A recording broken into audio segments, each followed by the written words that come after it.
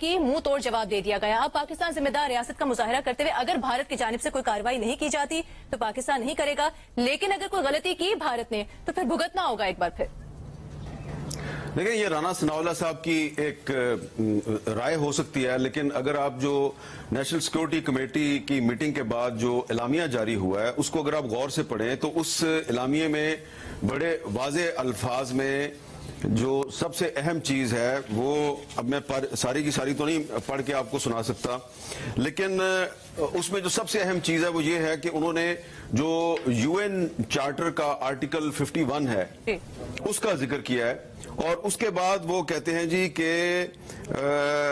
The armed forces of Pakistan have duly been authorized to undertake corresponding actions in this regard. اور وہ article 51 کیا ہے کہ self defence, کہ ہم نے سیلف ڈیفنس میں پاکستان کی آرم فورسز کو یہ اختیار دے دیا کہ وہ اب اپنی مرضی کے مطابق کوئی بھی کاروائی کر سکتے ہیں۔ تو جو کل رات کو جو کاروائی ہوئی جس میں انڈیا کے 5 جہاز گرائے گئے، ایک ڈرون گرایا گیا، وہ دراصل کا اٹیک تھا۔ آپ نے اس اٹیک کو روکنے کی کوشش کی لیکن انہوں نے سیولینز کو ٹارگٹ کیا۔ تو جو رات کی کاروائی ہے اس میں صرف اور صرف ان کے جہازوں کو روکنے کی کوشش کی گئی، اور جیسا کہ وزیر اعظم شہباز شریف صاحب نے قومی اسمبلی میں بھی کہا کہ ہم نے لائن آف کنٹرول کو یا انٹرنیشنل بارڈر کو کراس کر کے ان کے خلاف کوئی کاروائی نہیں کی، ہم نے اپنی ایئر سپیس میں رہ کے کاروائی کی ہے۔ تو اب وہ تو ایک کاروائی تھی، وہ تو سیلف ڈیفنس تھا۔ اب انہوں نے جو آپ کے 26 کے قریب بے گناہ پاکستانی شہریوں کو شہید کیا ہے اور 45 کے قریب جو ہیں وہ زخمی ہیں، ان میں عورتیں بھی ہیں، بچے بھی شامل ہیں، تو اب ظاہری بات ہے اگر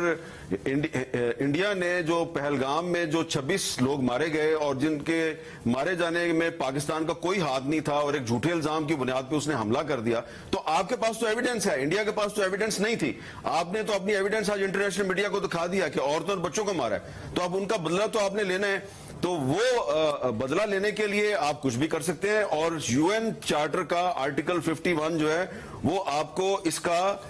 رائٹ دیتا ہے کہ آپ نے یہ کام بھی سیلف ڈیفنس میں کرنا ہے۔ دوسری بات جو سب سے زیادہ اہم ہے وہ یہ ہے کہ جو آج انڈیا کے بہت سے ایئرپورٹس ہیں، 16 ایئرپورٹ جو ہیں وہ بند کر دیے گئے ہیں، اور میرے پاس وہ پوری لسٹ ہے کہ انڈیا کے جو 16 ایئرپورٹ آج بند کیے گئے ہیں، ان میں صرف وہ ایئرپورٹ نہیں جو پاکستان کی سرحد کے قریب ہیں یا لائن آف کنٹرول کے قریب ہے، اس میں وہ ایئرپورٹ ہیں جو راجستھان میں ہے، جو گجرات میں ہے، ان کو بھی بند کر دیا ہے۔ تو اس کا مطلب یہ ہے کہ انڈیا کو اب لگ رہا ہے کہ ہم نے پاکستان پہ حملہ کیا ہے، ان کے بے گناہ سیولینز کو ہم نے